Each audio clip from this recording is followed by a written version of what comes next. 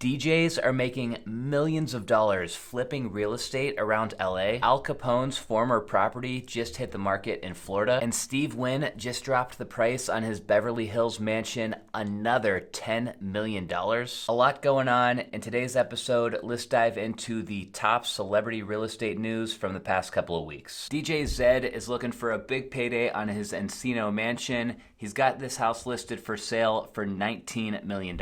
This house we're talking about today is located at 3904 Valley Meadow Road in Encino, California. This is a pocket in the San Fernando Valley that's known for its central location, its attractions, its high-end shops, and great schools. It's a pretty desirable place to live. So desirable that in December of last year, Zed bought another trophy home in Encino for $18.4 million, which probably explains why he's selling his old place. Zeds Old House is a bit smaller than his new one. It's only 14,800 square feet. It's got 6 bedrooms, 9 bathrooms, and it's sitting on almost 1 acre. So out back, we've got this lap pool, a bunch of grass, looks like a little sauna over here in the corner, and I love this bench that's wrapped around this tree right here. From the street, we've got this mix of wood, stone, and then with a standing seam metal roof, it's got really nice curb appeal. Through the front door, the staircase, which would be on your left, a piano, and then on the right is probably like a lounging area, and then maybe an office over here in the corner. Awesome living room, huge multi-slide door, dining room with, I think this is like a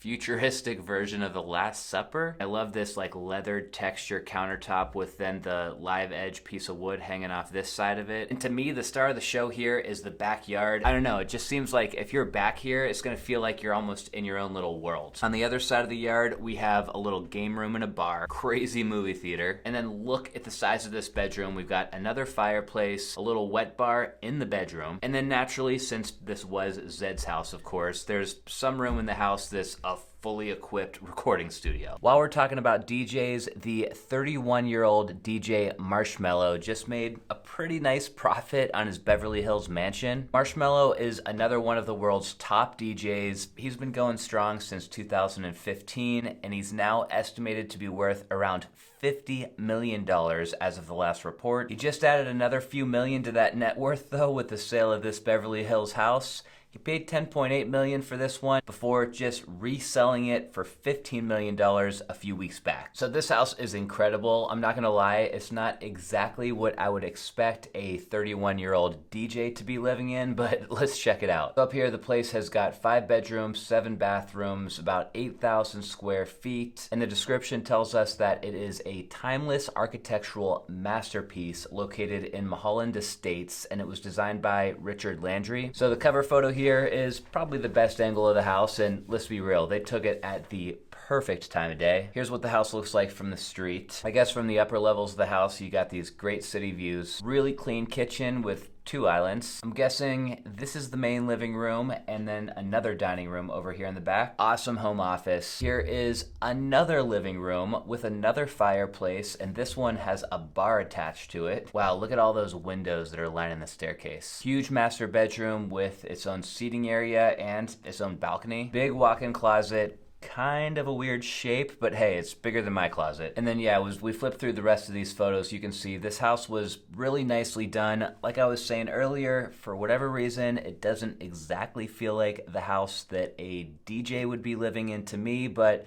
nice spot. I can understand why it fetched such a big price. Hailey Jade created an Instagram account to document the before and after progress of her home remodel, and she did a pretty good job. I'm guessing a lot of you guys are asking who the heck is Hailey Jade. Hailey is actually Eminem's daughter. Yes, the same daughter that he used to write songs about back in like the late 90s and early 2000s. She's all grown up now though. She's 28 years old and already is pretty accomplished with a degree in psychology from Michigan State and a fiance that she just got engaged to in 2023. Imagine being Eminem's son-in-law, by the way. Like, I don't know if that would be awesome or just flat out terrifying. So here's Hailey's main account. She's obviously super famous. She's got over 3 million followers. I mean, this is Eminem's daughter, but she created a separate account for her home renovations. Yeah, I realize this is kind of a random small story, but let's just look at some of these before and afters real quick. So here's a little after shot of their primary bathroom, I think. they picked some nice finishes. In the basement, I guess they converted this area from like just a regular seating area to a movie theater. Pretty cool. The main living room looked like this, which, not gonna lie, yeah, it looks pretty dated. They stripped all that stone off, and then this is the finished product. So they got rid of all that block glass on the sides and clad it in this new stone. Looks good. Then the kitchen's probably the most impressive part. So I don't know, this must have been like an old pantry, and then the kitchen island was over here in the corner. But check out the after. Killed it. I mean, huge kitchen, huge island, still tons of storage, still looks like there's a pantry there in the back. Not bad. The producer of Seinfeld just listed his LA home for sale. It's priced just under $18 million, and I don't know why, but I just love this house. The seller's name here is Andrew Scheinman. He's credited with producing Seinfeld, A Few Good Men, and When Harry Met Sally. So yeah, what I like about this place is it's definitely one of those like boxy modern mansions like you see sprinkled all over LA.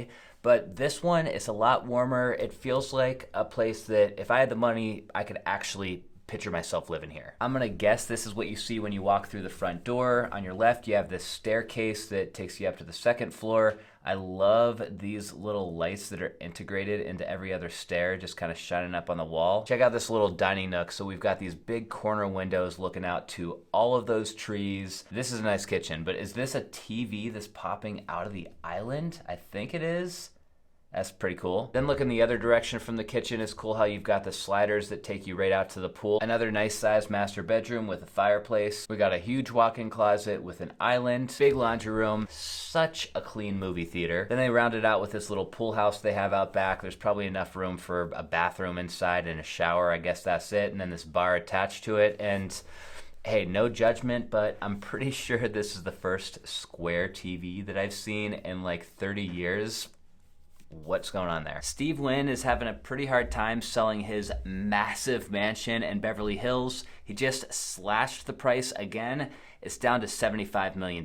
This place is still actually the second most expensive home in all of Beverly Hills, and it's been on the market a while. The original list price in April of 2021 was a whopping $125 million. So some of you guys are gonna recognize this place. It's at 1210 Benedict Canyon Drive, 11 bedrooms, 16 bathrooms, 27,000 square feet. It's sitting on a private road on 3 acres behind gates. So this place really is totally private. So here's the front gate. Look at this long driveway that you have to get up to the house. And then at the end of that road, you got this motor court with the front door up these stairs. This is the photo that you guys probably recognize. This was the cover shot of this listing for a really long time. It's pretty epic with like the inlays into the grass here. It's funny, this hallway almost kind of looks like the hallway you'd see in like one of his hotels. And speaking of hotels, Steve Wynn's known for his wild carpet, just like you see in the casinos. Nice little seating area outside with some views, and check out this skylight. Isn't that nuts? We've got another seating area inside with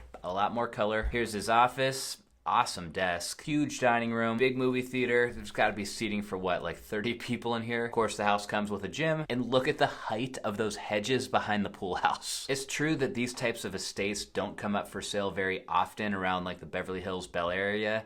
I'm not sure why this one has taken so long to sell, but my guess would be that most people who see this property look at it as a teardown, and they just cannot imagine spending $75 million on a house that they then need to tear down and spend another $75 million to develop. We've got to round out today's video with the most unique listing of the day. The address in Florida where Al Capone used to live is for sale. They want $24 million.